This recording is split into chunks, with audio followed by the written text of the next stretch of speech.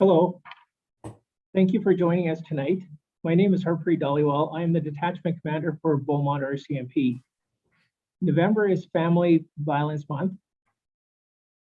You will hear from 4 speakers tonight that will provide you some information and how to access that information if you're experiencing family violence. We want our community to be safe. I have with me tonight Jacqueline. She will be our moderator tonight. And Jacqueline is one of our support staff at Beaumont RCMP.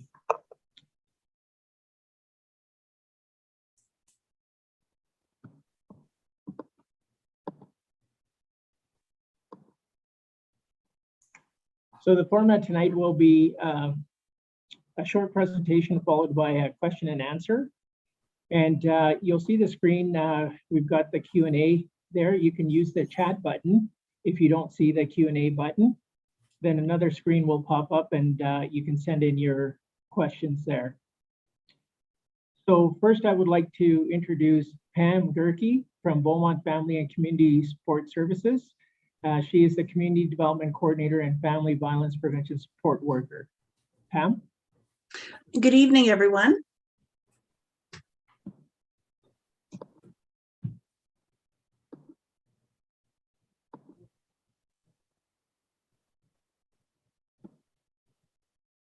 Staff Sergeant Dhaliwal, could you share your screen? Yes, just 1 second here.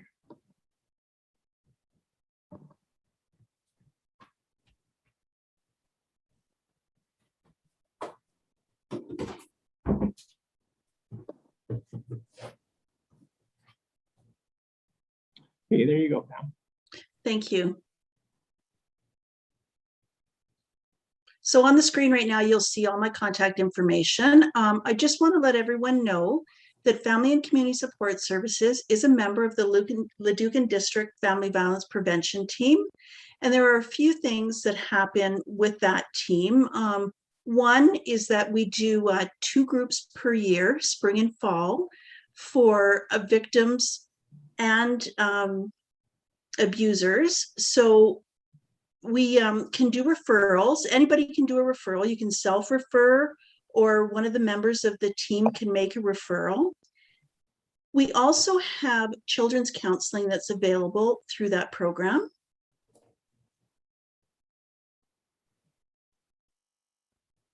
Next screen, please. So Family and Community Support Services in Beaumont, we have a number of different programs that we can provide. One that we do provide is where we partner with the library so that we can provide lending options for computer devices so that individuals can have access to a computer as well as a Wi-Fi. That program is referred through Family and Community Support Services. So if there's someone in the community that needs some support to access that, we can definitely do that for them, because our goal here is to provide you with the support and devices required to help you out. Family and Community Support Services is also available to support families and individuals to navigate resources and complete any application forms that are required. So just a phone call to me at the office, there's a number of us there, but when it comes to family violence, particularly myself, I can help individuals and families navigate through some of the resources and, like I said, help complete application forms, send away referrals if that's what's required. And we're also open to having individuals come into our space to use our equipment. If they don't have the use of a telephone, or if they're in a situation where it's dangerous to use their own telephone, they can certainly call me. They can come into the office and we can provide those resources and the space to help them navigate the whole system.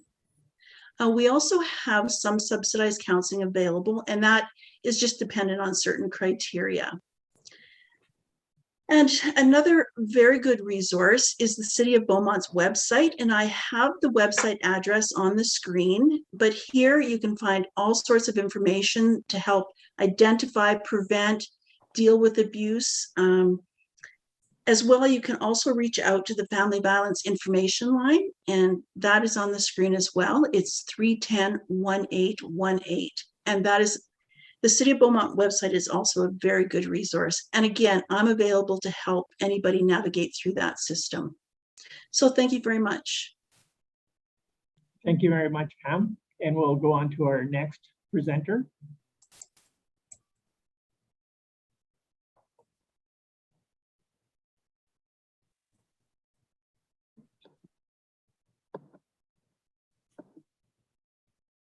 I would like to introduce Kachori Rook. She is a victim support worker for Leduc and District Victim Services. Kachori, come online. I'm going to stop sharing my screen here, and then you can share your presentation. Perfect. Thanks, Harp. I will share my screen here.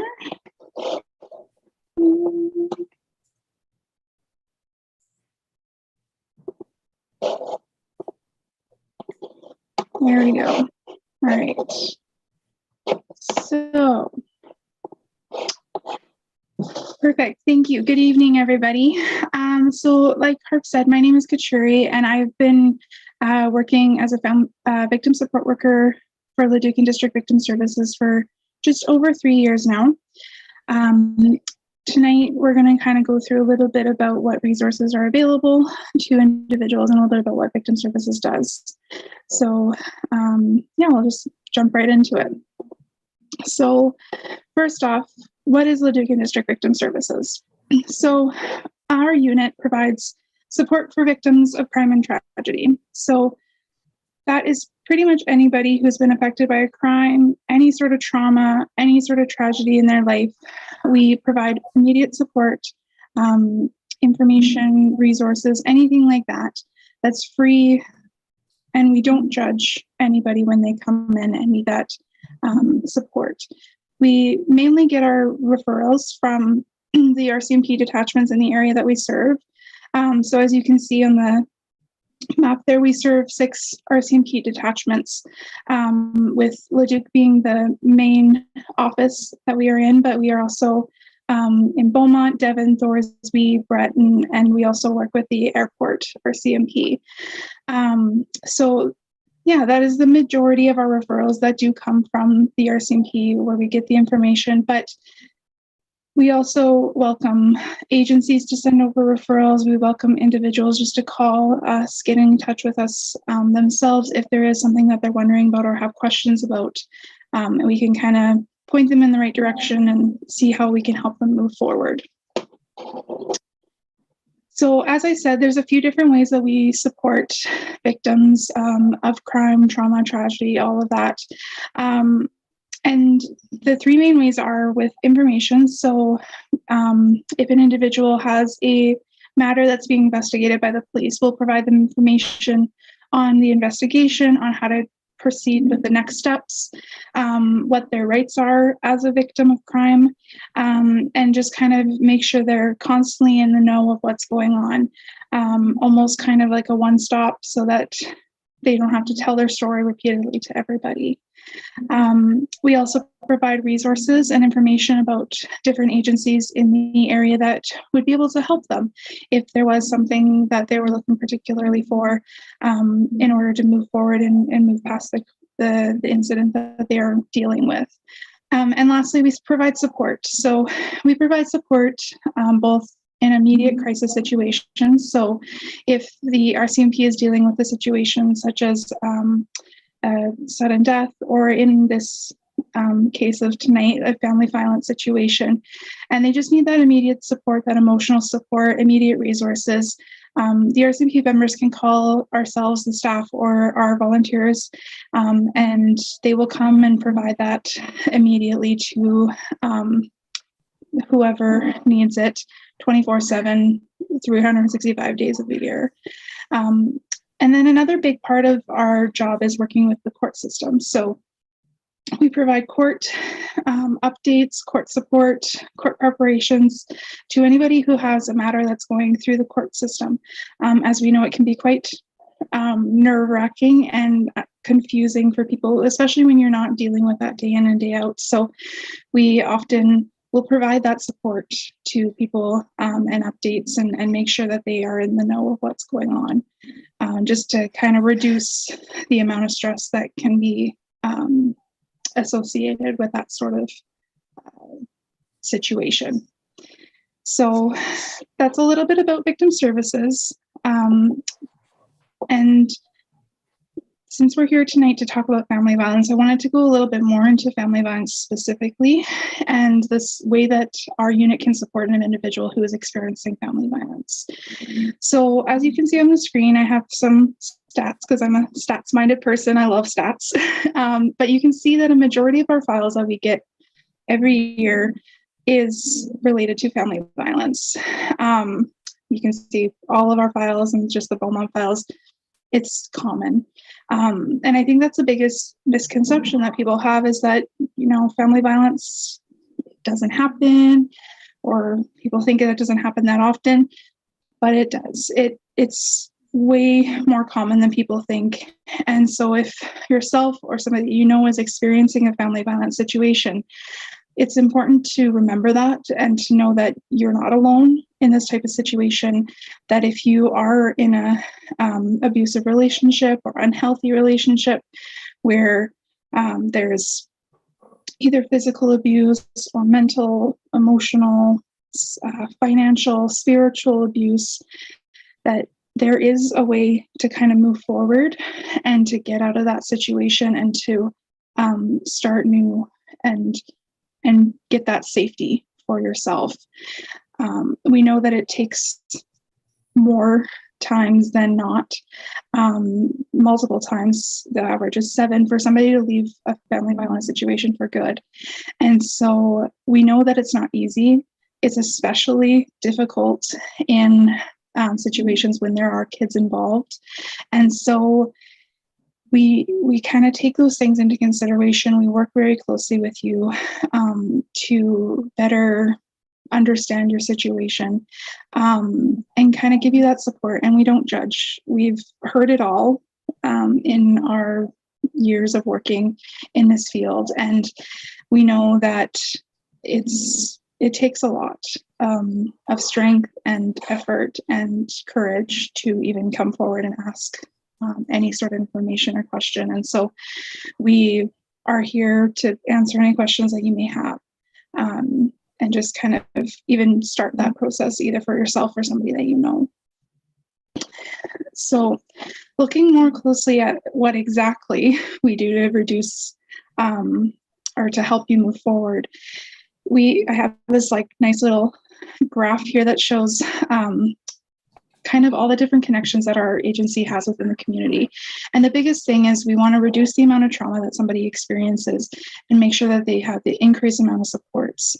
So as you can see, we have a bunch of different areas that we kind of connect with our community to make sure that an individual who is experiencing family violence can have the support that they need.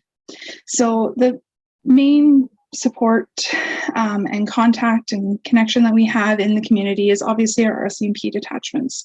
That's where a majority of our files come from.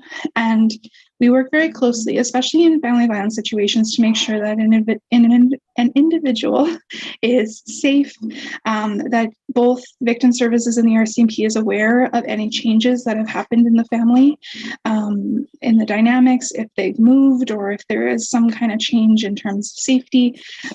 We want to make sure that both sides is aware of what's going on. And the RCMP is the ones who typically will kind of let us know when there is a change and if there's charges or something like that, and it is going to court. That's very important for us to know, so that when we are dealing with a family violence situation, it can be stressful and there's a lot going on. And so for us to know that there is court going forward, it just kind of lets us take that part on for an individual who's experiencing family violence that has so much else to deal with. We can kind of take that off of their plate and just make sure that they know what's going on constantly. The other connection that we have is with the Crown Prosecutor's Office. So if an individual who's experienced family violence has a matter that's going through the court. So if somebody is charged with assault or threats or something like that, and the victim has to go through, they may have to testify later on, we constantly will be in touch with that person to make sure that they know what's going on with the court process, so that they're not just all of a sudden told that they need to show up for court and testify, just so that it's kind of a gradual thing. But our Crown prosecutors in our area are great. We have a very good relationship with them. They're out of the Wetaskiwin Crown office, and they work very closely with us to know whether or not there's any concerns on the file. We tell them quite regularly if there's safety concerns, if a victim is having issues with the accused, or if there's any sort of things that the Crowns should know. We make sure that we are in touch with them, and they are more often than not readily available to speak with the victim on a file. And whether that's meet with them in person or meet with them over the phone or Zoom or anything like that, they work really well to make sure that they can keep the victims as well supported as possible. As we know, like I said earlier, the court system is confusing and it's lengthy and can cause a lot of stress on an individual. So we try to do what we can to reduce the amount of trauma that you have. We know regardless, if you do have to testify, it's going to be a tough time, but we do our best to work with them so that we can reduce the amount of stress on the day of, if that does end up happening. The next kind of little bits are areas in the community that we will often refer to and work with in each of our communities. So the Protection Order Office, if somebody is experiencing family violence and they are in immediate fear for their safety, they can apply for what's called an emergency protection order. And we always suggest that they just go to the Queen's Bench Court in Edmonton and apply that way. We often almost just suggest they call the Emergency Protection Order Office first, as the legal aid lawyer, Gwen, who is up there, she's fantastic. She can answer any questions and even get that process started before you even go to the courthouse. Then that can put some conditions on the person if it is granted, and it allows you to have those no contact conditions where they can't contact you or come around to your residence. And it just kind of gives you a little extra feeling of safety to know that if they were to do those things, then you can have some real repercussions and real accountability for that person if they were to break those conditions in any way. Children's services, family community support services, those are two that we work with very closely as well. I know one of our main people that we refer to is the family community support services, as they kind of do everything, as Pam kind of just described earlier. They are a one-stop shop and they have a lot that they can do there. So we often will work closely with them, and if an individual needs, we can kind of make that referral directly so that they don't have to retell their story a million times, which can be traumatizing in of itself. So we try to minimize the amount that they have to constantly tell what's going on. And so we can refer directly to family community support services. And then the other ones that we often will connect people with are counseling agencies such as Rise Up, which is in Leduc. They deal specifically with people who have experienced family violence, and they have free counseling that's available. And I've heard wonderful things about them. We'll provide information about other subsidized counseling in the area, as it can be quite expensive sometimes. And so it's important that people have that to work through the trauma that they've experienced with somebody who is a professional and is able to truly help them figure out ways to cope and to deal with all that aftermath of everything. And then the last are just kind of other helping agencies. There's so many out there, so many under the sun that are there and willing to help individuals. And often we will work very closely with them to see if there's anything that we can do to support somebody who is leaving a family violence situation. So whether it's working with the food bank and seeing if we can get them some food just for a couple days so that they can get things together, working with the hub and seeing if they have any supports, or going through Alberta Works, who has something that's called a fleeing abuse fund.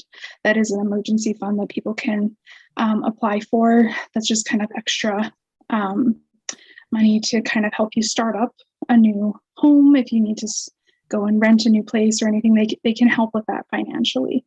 And then there's also the Safer Spaces certificate. So if yourself, you are experiencing family violence and you are on a lease with somebody and you need to get out and you need to get away and your name is on there, we can provide you with a certificate or with a form that you would then take to Alberta Works, that they would give you a certificate to give to your landlord, which would then allow you to take your name off the lease, no questions asked, and no cost to you. There is like that 30-day window where you have to give them a notice, but after that, you're free and clear and can go and start moving forward in whatever way that looks like. So as you can see, we really work closely with a lot of our community members and organizations to try to connect you with as much support as we can and help you kind of navigate the system that we know can be confusing and can be overwhelming at times. So what we can do to increase those supports and just reduce the amount of stress and trauma that you experience, we will do what we can to do that. So if you ever need to get a hold of us, there's a few different ways. So first off, you can call our office. We're in the office Monday through Friday, 8:30 to 4:30. So that's our number there. You can give us a call and we'll be happy to help. There's 4 of us in there and each of us should be able to help you out in any way that we can. Or we'll figure out somebody who can and point you in that direction. We also have our social media.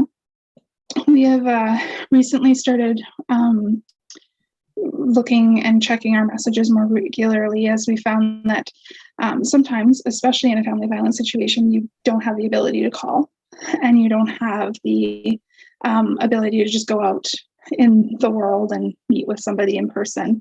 So sometimes it's easier just to message on Facebook and ask for some resources and ask for some information.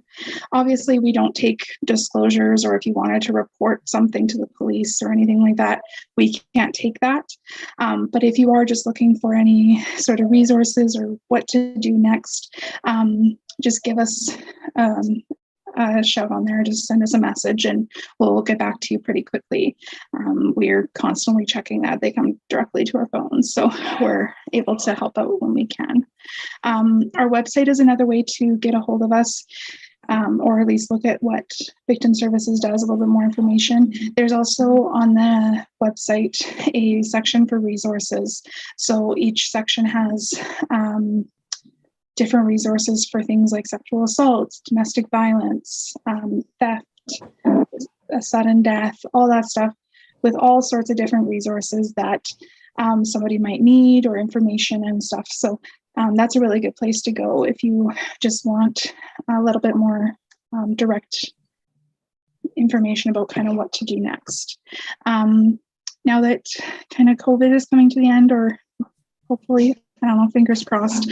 But as things kind of start happening again, we're trying to get back out there into events like this, other community events in the community, in the communities that we serve. And so we try to meet people in person. As we know, over the phone and over the screen can be a little bit less personable and a little bit harder to make that connection and to maybe ask everything that you're wanting to ask than in person. So hopefully we'll be able to do a few more of these types of things in the future, but that's always something that you can see and see us there at. So obviously call 911 if there is an emergency, but if you would like to check with us, there's a few different ways to get in touch.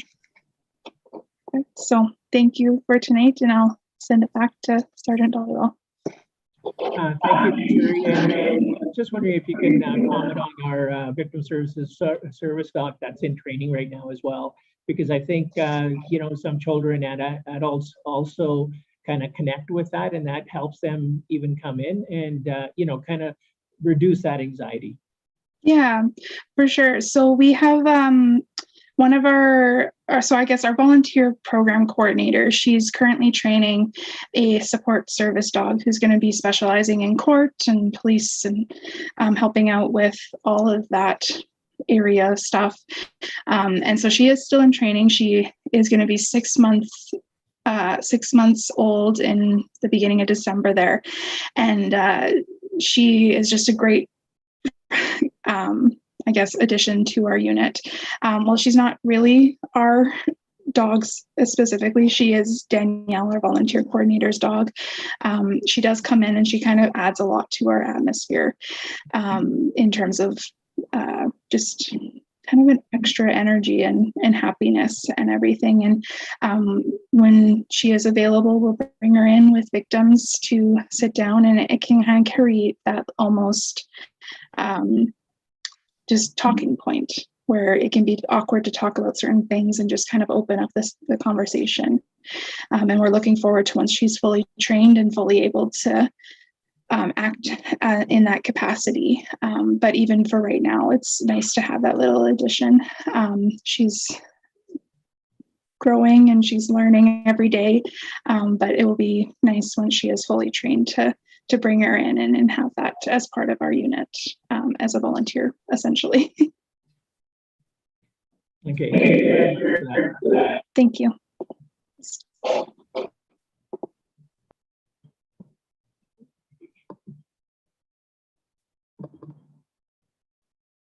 Okay, our next presenter we have with us, see if we can navigate here. We have Corporal Alana Jardine. She's with the RCMP from K Division Community Policing. She is the Relationship Violence Coordinator. And Alana, please welcome and share your presentation. Good evening. I am pleased to be here, and just give me a second to get this up. And all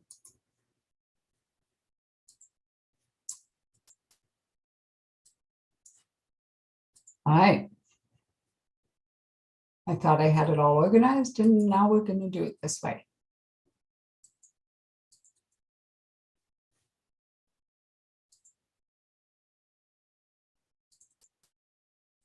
Okay, so, whoops, this is not where we want to be. There we go. This is where we'd like to be. Good evening.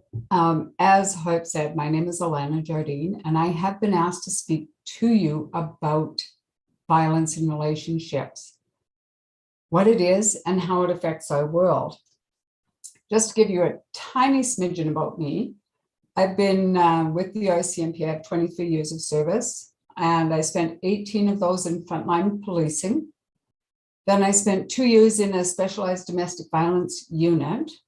And for the last 3, my principal role has been providing domestic violence training for police dispatch operators, police, and with the public events like this one. I have been posted to Peace River and Edson and Red Deer and Lloydminster, and now I'm in Edmonton. So just before we get started, I have to ask if there are any questions, anything we need to clear up before we get rolling. Jacqueline, are we ready to roll?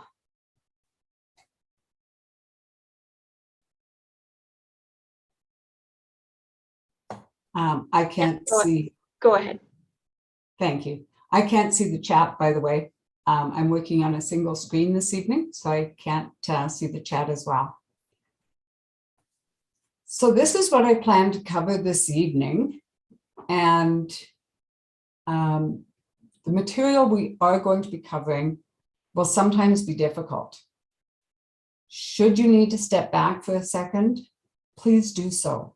Some of what I do share is uncomfortable. and very difficult. So first, let me start by telling you about this iceberg. And for me, it really relates to a file I was involved in some time ago. When I was very junior in service, I was called out one night to assist with a woman at hospital who was not going to allow photos to be taken by the male member who arrived at her bedside. Due to the severity of her injuries, the hospital had called the police without her consent. This woman had been beaten really badly by her spouse and had significant new injuries in addition to clear indications of prior beatings. During the time I spent with her, I learned that she had only once reported the ongoing abuse to police. On that one occasion, she had been made to feel as if she had caused the abuse to happen. That victim then endured 28 years of abuse without ever calling police again. So when Kachori was saying that most of the domestic violence is not reported, I really have to affirm that. There are so many stories like this one. The violence in relationships world frequently uses pictures similar to this one to illustrate how much violence is reported in comparison to that which is hidden below the surface of society. And it always makes me think back about that woman. So what is violence in relationships? Well, the first thing you need to know is that violence in relationships, or VIR, has come to be known by many names, some of which are shown here: intimate partner violence, domestic violence, family violence, spousal abuse. They're all really the same thing, just different labels. I personally lean more towards the intimate partner violence. That label most accurately depicts, for me, the world I work in. The next thing we need to do is recognize that IPV can be perpetrated by either gender and can be same-sex or opposite-sex couples. Now, statistically, the predominant victim is female at about 80%. The abuser is usually male. Now, certainly as more same-sex couples come forward, and as more men are reporting abuse by their female partners, these numbers could change.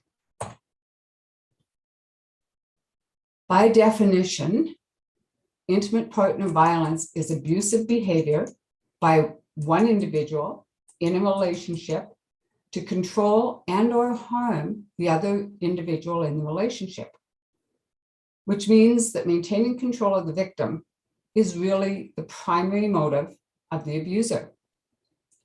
And that perpetrator may control the victim's movements, their communications, both online and in person, the finances, and even their relationships with their friends, their family.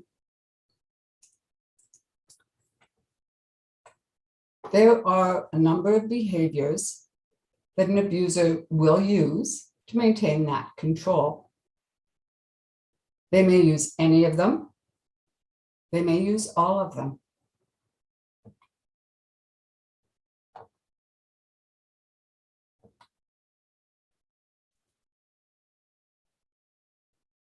Oh, and they will use the children. So any conflict that comes to the attention of the police within an intimate partner relationship, we consider to be domestic violence. So let's talk about what constitutes an intimate relationship. So as I said, it can be opposite or same-sex partners. The relationships can vary in duration and legal formality. They can include common law, current or in the past, married, current or in the past, dating relationships, and again, present or past, and any relationship where they are the parents of one or more children, whether or not they were ever married. So if there's a one-night stand that results in a child, that too would be considered an intimate partner relationship. So in today's world, what about online relationships? At what point do they become an intimate partner relationship? Is it necessary to have actually had sex? It's up for discussion, but oftentimes, no. If one of the behaviors starts to demonstrate in an interdependent, intimate relationship, it's there. Now, in my world, the violence in relationships world, intimate partner relationships, violence against elders, children, or other family members is addressed separately, although sometimes on the same incident. So it's kind of complicated. Now, most abusive relationships display a distinct pattern known as the cycle of violence. Abuse is rarely constant, but it alternates between a tension-building phase, an abusive incident, and a honeymoon period. The honeymoon and tension stages may shorten, or may even be left out completely, especially as the abuse intensifies over a period of time, and it does intensify. So each stage of the relationship can last from just a few minutes to a number of months. And it will not just end or go away without intervention. So let's talk about each section of that cycle. Tension building often starts with common domestic issues, an argument, say, about housework or children or money.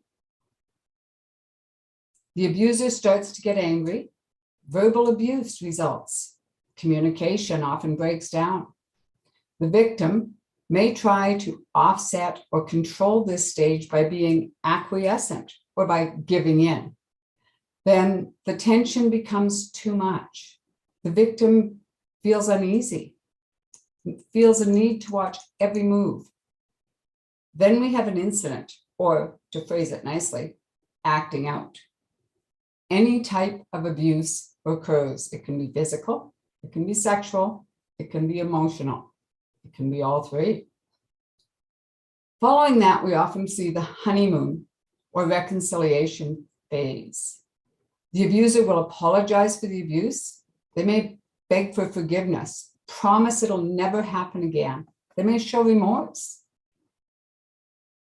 Some minimize it, claiming the abuse wasn't nearly as bad as what the victim is claiming. Some will even blame the victim for provoking the abuse or deny that it even occurred. The victim badly believes or wants to believe that the abuse is over, or that the abuser will follow through and will change. Things are good for a bit, starts again. Violence cycle is a continuum. It tends to escalate over time. And, few intimate partner violence relationships start with the big ticket items like strangulation or murder. They tend to start with a push or an armbar or keeping someone in a room to continue a conversation, or stopping the other from saying what they don't want to hear. And then it escalates. It escalates from there. So, how important is violence in relationships? We also are going to look at a couple of statistics. I know not everybody's big on stats, and I'm kind of middle of the road, but let's do it anyway. Now, hope you're ready. 42% of all women murdered. Nearly half.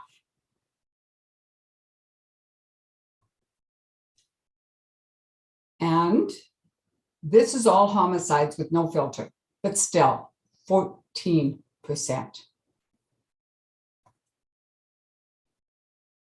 This one, every time I see it, and I've seen it a number of times, 50%, 57%. We're supposed to be caring for, not murdering our children. These numbers really just help to highlight the seriousness of intimate partner violence. And remember, these numbers are just the murders. Think about the assaults and other serious forms of violence. More numbers. These numbers are from 2016. Now, I know that Kachori referred to VSU's percentage of domestic violence files. This is referring to all police reported violent crime. So, let's back up a sec, because I forgot to tell you. I did some stats and some numbers on this. If you take the total number of violent crimes in Alberta, take 1/3 of that, so it's 1,052 per 100,000, times the 40.67, divide that by 3, you are looking at 14,261.61 violent crimes in 2016. I know, shake your head, right? Violence in relationships, as I told you earlier, nearly 80% are women. The most recent stat from 2016 was 78.5. And this is kind of disappointing because Alberta was number 3 in Canada that year. Not a great thing to be known for. We're also going to talk about economic cost to society.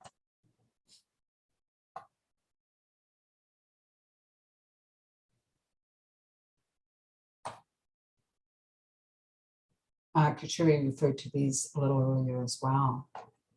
Now, I'm going to give you a little bit more of a look at the policing costs. I pulled the 2021 budget from the City of Beaumont website. The net policing cost was budgeted at 2.1 million. So total cost less revenues. So you tell me, how important is intimate partner violence in our society? And then the indirect costs. Indirect financial costs, greater personal costs. So we're going to touch on that just right here a little more. The victim also has long-range, life-changing impacts.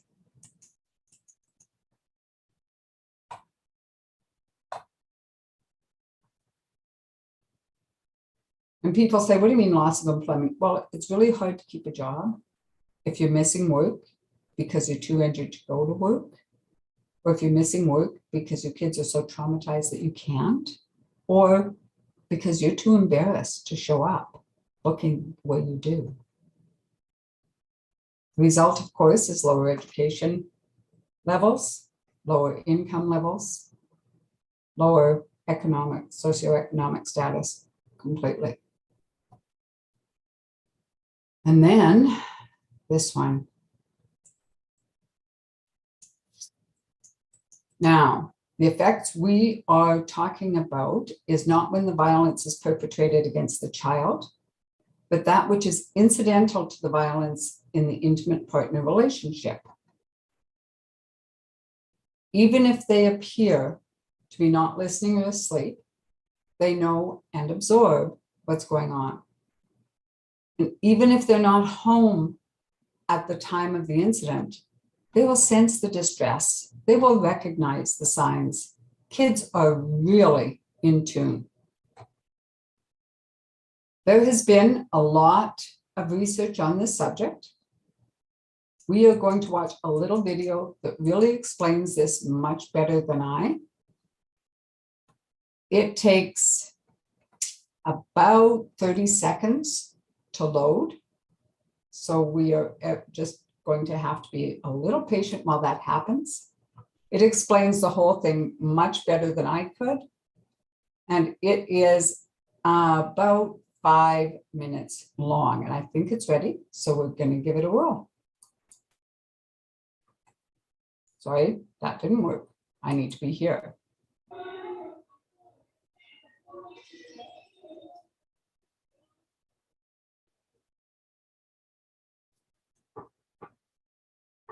My parents don't understand. All the drinking and fighting means I'm scared. I'd like a cuddle, perhaps a bedtime story, but mostly I'd like them to stop shouting at me. And sometimes they hit me. Feeling scared every day and not feeling loved or wanted will change me for the rest of my life. Later, I'll have problems at school, problems with alcohol, and I'll get in trouble with the police. What's happening to me right now means I'm more likely to have serious health problems in middle age and die sooner than I should.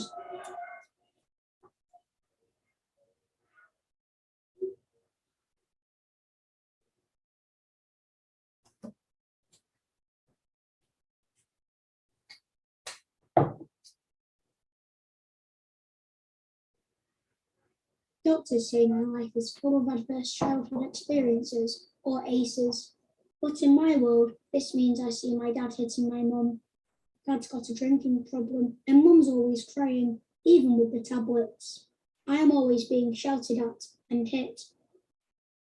After the booze and fags, there's not a lot of money for toys or clothes, or even food. I'm getting used to being scared all the time. Now I'm just angry. Doctors say things are changing inside me. My brain isn't learning how to control my feelings properly. My body can't relax like those kids who don't have ACEs, so my body won't be able to repair itself properly when I get older, making it more likely I'll get cancer or heart disease as an adult. It hurts when my parents hit me, but the real damage is hidden, and that damage will be with me for life.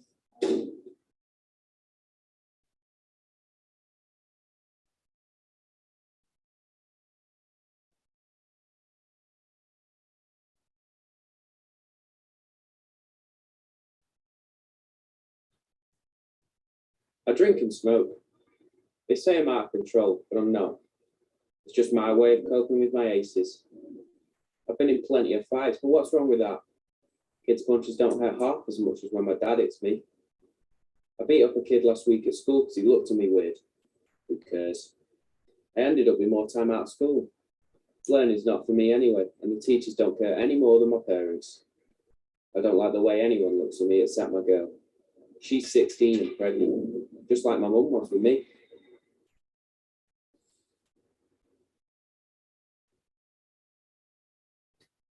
So this is where I've ended up. I've got diabetes and cancer's probably on the way. I know these kill you, but I couldn't do without them. I've never had a proper job and I've spent time inside. I hate my kids. I hate their mum too, until she left, so my kids have grown up with ACEs. And now my daughter had her first kid. She's 16. The course of my life was set in the wrong direction a long time ago. I know where I'm heading, and sadly I know where my kids are heading too.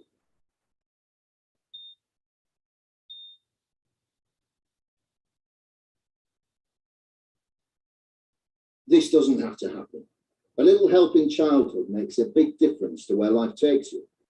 When I was a baby, the nurses noticed that my mum wasn't coping and helped her and explained how important my childhood is to the rest of my life. So, with a bit of help, she coped. The police came round after next door complained about the noise from mum and dad fighting. They asked how I was feeling. I told them I was scared all the time. Mum and dad got help. The shouting got better and the hitting stopped. I even got some bedtime stories. I still had problems at school, but the teacher asked me about what was happening at home. I got help controlling my feelings. It wasn't a lot, but it was enough.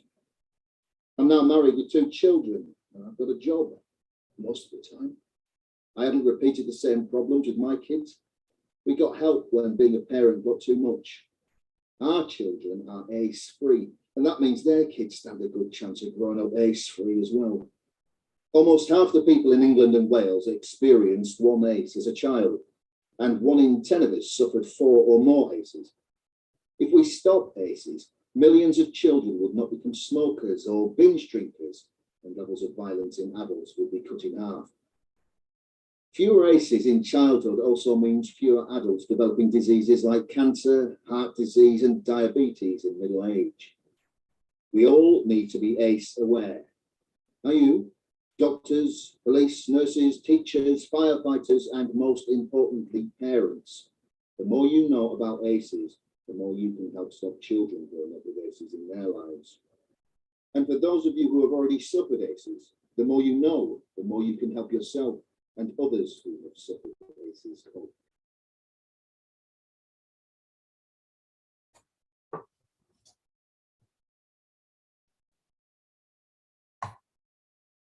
So thank you for watching that. I find it's a really good video and explains things really well. So what happens when the police show up? When the police are called by either someone in the house or by a neighbor or by another party, what is going to happen next? The officers that show up, first of all, are to keep everyone safe. That's their first duty. Then they need to figure out what happened. It's just like putting together all the pieces of a puzzle. They just have to figure it out piece by piece. So they gather information from the victim, the abuser, others who may be there. And this may include the children. They will ask questions, but as someone once told me, we get paid to be nosy. Some of these will feel intrusive, and then they will make notes. They will take photos. They will take statements. They will talk to neighbors. They'll talk to family. They have processes that they must do and others that they may do. If an arrest is made, there are special processes for that as well, depending on the circumstances. And the decision on if charges are to be laid is again dependent on circumstances, and it is not dependent on the wishes of the victim, the abuser, or the officer. It's all about the rules. So why is it that way? What has caused it to come to this point? And really simply put, it's because people are dying. There are many stories, but I'm going to tell you only one. And this situation really helps us to recognize why there is so little latitude in the way we, as police, address intimate partner violence calls today. The mistakes of the past have influenced what we do today. Now, I know this is an older story, but I'll explain the reasoning and impact as we go.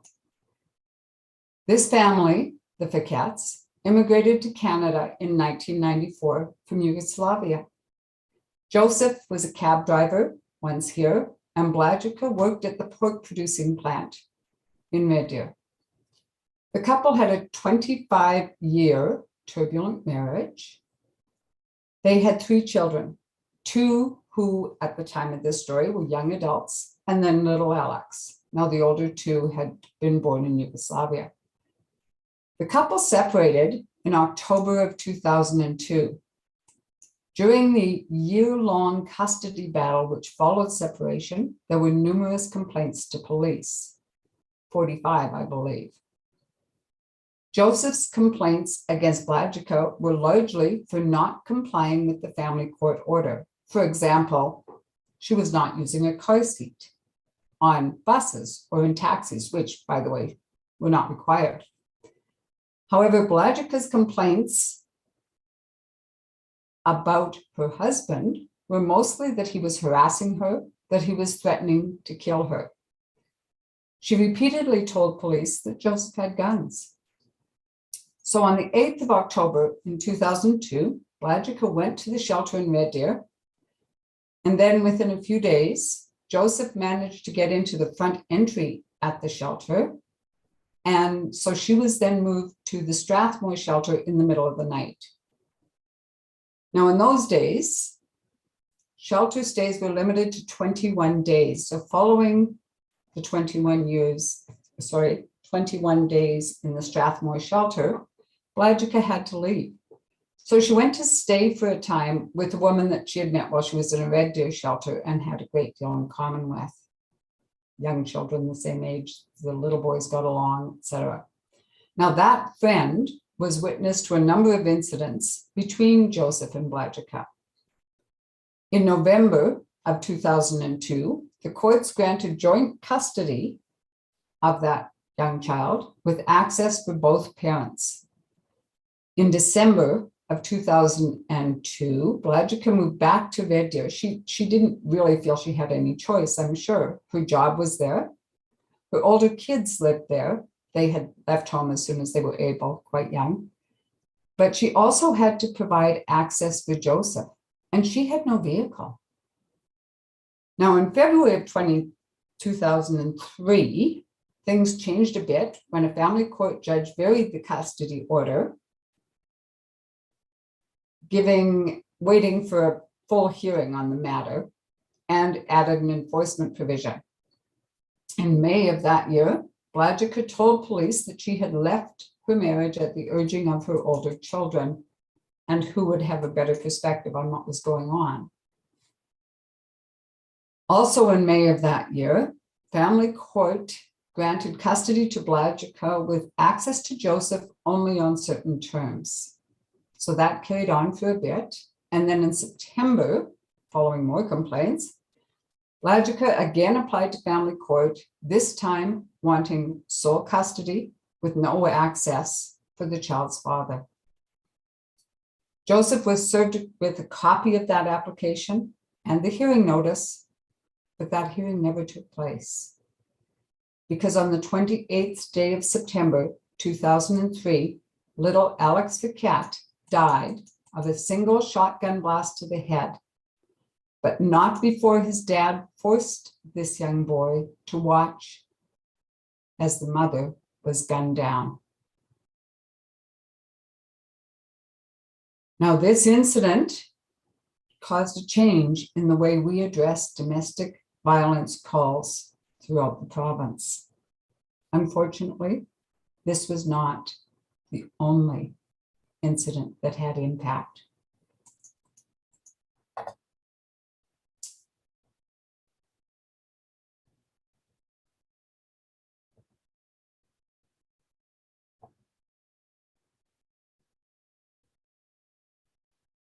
I really have nothing to add on that side.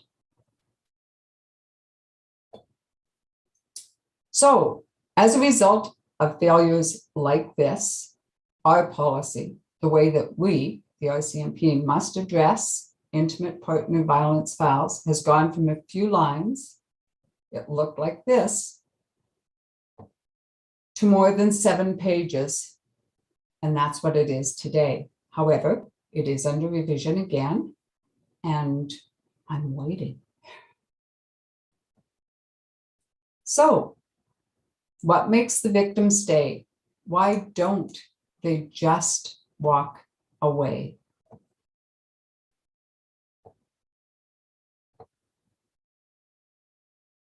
And these are a few of those reasons. Fear of child apprehension is a big one and is a very real fear of the response by the offender. If the victim tries to leave, it becomes a problem. There are many more. Don't forget, if the victim grew up in an abusive home, they may just accept it as the norm. And that, of course, was referred to in the video as well. Intergenerational trauma. I once had a victim tell me, years after she had left a relationship, that sometimes she wished she had stayed, because at least then she would have had some control, some knowledge of the safety of her children when they were visiting their dad. Now she has no control over that. Another told me his threats that he would hunt me down, harming all my loved ones, and killing me and our kids caused her to return to the relationship over and over. Now, I'm going to ask you to imagine just for a minute. Let's just pretend that you're actually attending this meeting in person this evening, and that at the end of the evening, you were simply unable to go home, and that something had happened to make that impossible. If all of you had to start a new life with that which is in your pockets or in your purse right now, how hard would that be? How would you do coping with that change today? So you might ask, well, what can I do? Why does this involve me? And what can any one person do? For starters, you can learn more and be more aware of the dangers of intimate partner violence. You can really accept the reality that domestic violence is pervasive in every community, including ours, in every walk of life, and in every economic class.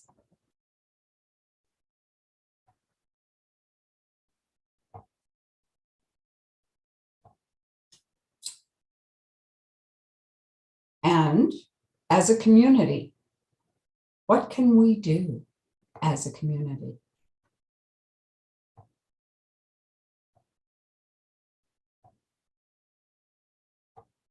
Build on the awareness,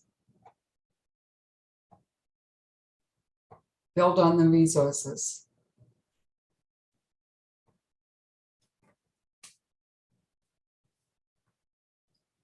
Now, that was a lot to absorb. I only have one more little bit for you. Back in April of 2021, Clare's Law came to Alberta. Clare's Law, Bill C-19, the original was in the UK and is named after a young woman named Claire Wood, who was strangled in 2009 by a partner that she didn't know had a violent criminal history. She had made complaints to police about her partner. After killing her, the murderer committed suicide a few days later. And Claire's dad was the force behind the bill that created the law. And this is what the law essentially does. As I said, it came into effect April of 2021. It's coordinated by the government of Alberta. It is a risk assessment, okay? So the application includes the reason that disclosure is being requested, and a disclosure cannot proceed without. It documents there's actually a relationship. If it turns out that the purpose of the disclosure request is malicious or child custody or divorce, then disclosure will not be authorized. The person at risk must meet with police to receive the disclosure. Now, due to COVID limitations, we sometimes proceed with virtual means, but we do meet with the person. We don't just ship it out in the mail or anything. And social supports will be offered. Clare's Law is not designed and cannot replace a police investigation of an incident. I cannot stress that enough. It takes time for Clare's Law disclosure to be made, and it cannot replace a police investigation.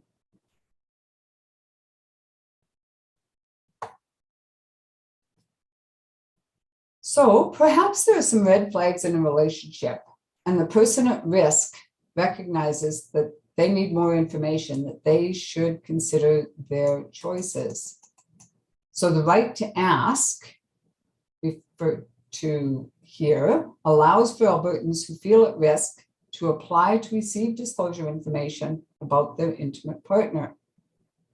Also, oops, sorry, wrong button. A third party could include a social worker, a worker at the women's shelter, or something similar. Now, that third party does not get the disclosure. The person at risk does. And of course, a legal guardian, with or without consent of their minor child or their dependent person. There's also what we call the right to know, where a concerned police officer sees the situation, gets files on it, is reading it, is going, oh my word, I think this person is at risk, but I don't know why I feel that way. I need to get a risk assessment. So they can also request this. And then, of course, there's another provision for very emergent or urgent cases, but that's a special circumstance. So what happens after the application is made? Well, the request goes to the Clare's Law Coordinator. The risk assessment is done by the Government of Alberta through ITRAC, which is the Integrated Threat and Risk Assessment Center, which is a multidisciplinary, and it's involved with the Solicitor General's office, several police forces, psychologists, etc., and they do the risk assessment portion. Then disclosure is made by police. And to give you an idea of the impact that this law is having, I obtained the stats from my boss, actually, for April 1 to mid-November, because he's the RCMP coordinator. And the current number of applications to that date for the Alberta RCMP is 101, but we're only about 33% of the applications provincially. So right around the 313 mark, of which 13 have been by police, the right to know. The disclosures that had been done by the Alberta RCMP to November the 17th was 65 at that date, with 6 more awaiting their disclosure appointments, and of course, others still in the process. And I wonder if there's anything else. I know that more disclosures have been made since that date because I've done a couple myself. The makeup of them. All right. So what is disclosed? Well, first you need to know that disclosure cannot be shared. Okay, and it can only be used to make choices and decisions. It can't be used to further divorce, custody, or other civil matters. So you're not going to see it posted on Facebook. And what is provided is a level of risk. And we work our way through that with the person at risk, so they know where we're at. Excuse me. Now, supports and services to Alberta connected with Clare's Law is by the local victim services unit, like the one you met this evening, or by an agency contracted by the Government of Alberta to provide that service.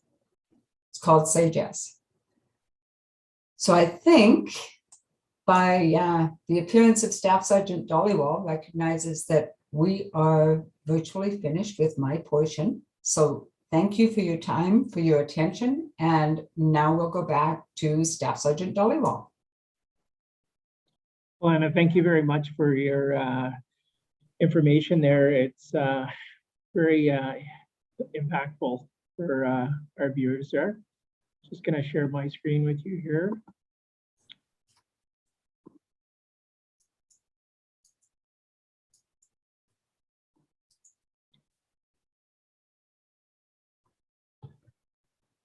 Okay, and so the information that I'm about to present is also on the RCMP website as well. And it goes through some of the mandates that the RCMP has. So the RCMP enforces the law, sports education and prevention initiatives, kind of thing that we're doing right now, and also Corporal Jardine's shop in partnership with FCSS and Victim Services. So we do these kind of presentations on and off. At the same time, I would say is that you can phone any one of our services and you'll get an answer there, and also the support. We engage with victims and survivors and support them through rehab of the offenders when they are brought to us as well. Also for us, it's to support the victim, and also hopefully we can change the ways of the offender, and collaborate with regional municipal agencies through all professions when we're assisting folks. So I know a few stats have been presented before. These are stats just for the city of Beaumont. If you look at back in 2016 to where we are right now, there was a spike in 2018, and also now in 2020 up to 242 persons crime. And when you look at the categories on the left-hand side, there's a few things that actually, raises concerns. Assaults are there, and that's all types of assaults. Criminal harassment. Over the last 1.5 to 2 years, I know a lot of people have been seeking help, and it hasn't helped with just the way society has happened with COVID-19 as well. So spousal abuses, pretty large numbers if you're looking at, and that's just for the city of Beaumont here as well. So from January to November of this year, we're up to 111. The Form 10 MHA Act, that's the Mental Health Act, and those are the instances that the RCMP has dealt with. Also our RPAC unit that supports us with a mental health nurse.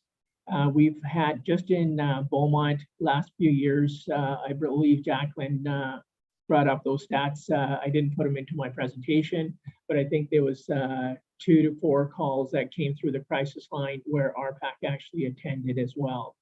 And so last year, 21 calls and for mental health, and now we're up to 20. And some of the other calls that we get to assist the general public are also regards to mental health and arguments that are happening in relationships. So types of abuses: physical abuse, sexual abuse, emotional and psychosocial abuse, financial abuse, and neglect. So all these are abuses, and sometimes we don't understand what we're going through. And that's where it's okay to phone somebody like Victim Services, FCSS, or the RCMP, and we will actually connect you with the services and also walk you through the process. So some of the warning signs in a relationship. So you may be abusive if one of the partners has unexplained bruises and questionable explanation for injuries. So if you are somewhere, other people may notice this as well, or acts differently when their partner isn't around and speaks up or doesn't speak at all, and tries to change the subject when you're asked a question, because it is embarrassing to, talk about personal stuff and your relationships. Seems to be controlled by their partner and seems reluctant to make decisions by themselves. Some people just say, okay, it's okay, and I'll do whatever they say, and hopefully the abuse will stop. Withdraws from their friends and family. That's very important, and everybody kind of notices that, the change. And is pressured over online activity monitored by their partners. Can I see your phone? What's going on? Why is your phone dinging? Who's that? Has uncharacteristic change in risk-taking behaviors, for example, doing drugs, drinking alcohol. Experiences a drop in school or work performance, just not leaving the house. Is humiliated or criticized by their partner in front of others. Is frequently contacted by their partners, wanting to know where they are and what they are doing.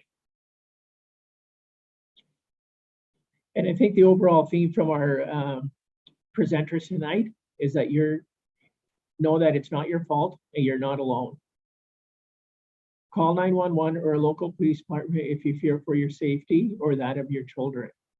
Confide in somebody you trust. And sometimes you will speak to somebody that you trust before you make that decision to actually seek help. But you need to know that there is help out there, and you can reach out to any of the agencies that has presented tonight or call the police. You may wish to seek support from someone or one of the following local crisis lines. And Pam had mentioned the number there, 310-1818. Women's groups and shelters, culture and regional services. And Alana covered some of this off as well. Indigenous friendship centers, a family doctor, elders or spiritual leaders, police, victim services, and women resource centers, community health services. Creating a safety plan. So if you don't reach out to somebody, you need to be prepared to leave when it is getting really bad. And we keep saying you're not alone when this happens. Please, please, please take care of yourself. Identify who you can tell and discuss how they can help. Code words, and that might be a phone call to a friend, and then they can call the police and they can reach out, and then we can come and help you. Rehearse escape plans with the children, because the children will confide in one of the partners if the other partners is being abusive. And so you need to keep your children safe. Open a separate bank account if possible. Hide your money and spare change. Find places in the neighborhood that are open 24/7, 7 days a week, just in case you do need to leave at that time, and then you can call the police from there. Take the children with you. Get a police escort if you fear violence or if you need to return to your home. Before I talk about mental wellness, just regards to the safety planning, there is a 2-page brochure that the RCMP can provide for you. Also, Victim Services has that safety planning, and it'll take you through the different things that you need to know. And you can call us at our numbers, and also or email us to Victim Services, as Kachori had provided that. So mental wellness. All of our presenters tonight are able to provide support for you for mental wellness as well. It's not just physical abuse or being assaulted, but also for the mental wellness. And some of the options that Kachori had talked about is out there for free counseling. But also, if you have your employee assistance program through your workplace, they also provide that as well. And just on the screen right now, you'll see family and community services phone number for Beaumont, 780-929-1006. That's Pam's office number, and somebody will be there to give you assistance. And for Victim Services, 780-980-7232, and the 24-hour crisis line as well, 780-242424 on there. So before I take it to Jacqueline here for our question and answer, please use the chat button there. But I just wanted to say a few words, is that I think the overall theme from our presenters is, even if the community is listening, is be supportive, be non-judgmental, and support the individual that is requiring help, and encourage them to actually make that call or support them and bring them into one of our agency offices, and we can assist them with that. Please do not think that, you know, if you have limited English, we cater to every diverse community, and we are able to get translators as well to assist you to tell us what is going on and how you require that assistance. Thank you for tonight for your time, and send it over to Jacqueline.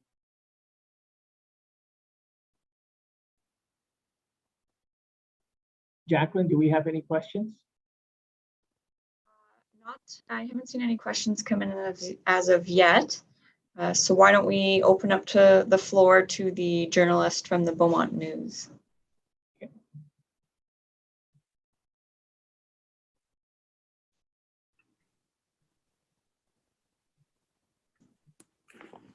Can you guys hear me? Yes, Kajal, go ahead. Yeah, so I was wondering, is there an initiative or dialogue taking place that involves youth of the community to help them understand what family violence is without sharing a lot of details that can basically trigger them or I think affect them mentally and emotionally? And sorry, that was our youth in the community that you're talking about? Yeah. Yes.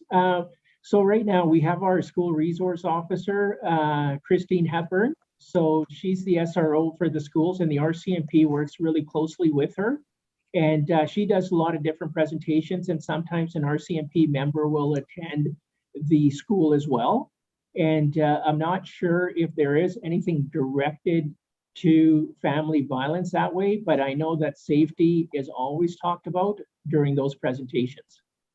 And that's why the RCMP is there as well in uniform to break down those barriers between the uniform, to say it's not scary for a person to actually come to an officer. And also Officer Hepburn is also in her uniform as well. And she has really good, I guess, ties with the different schools, with the counselors, with the teachers, and also with the students there as well. So that's the best way for us, the RCMP, and for our community peace officer program through the SRO program to interact with the youth. Thank you. Thanks for your question.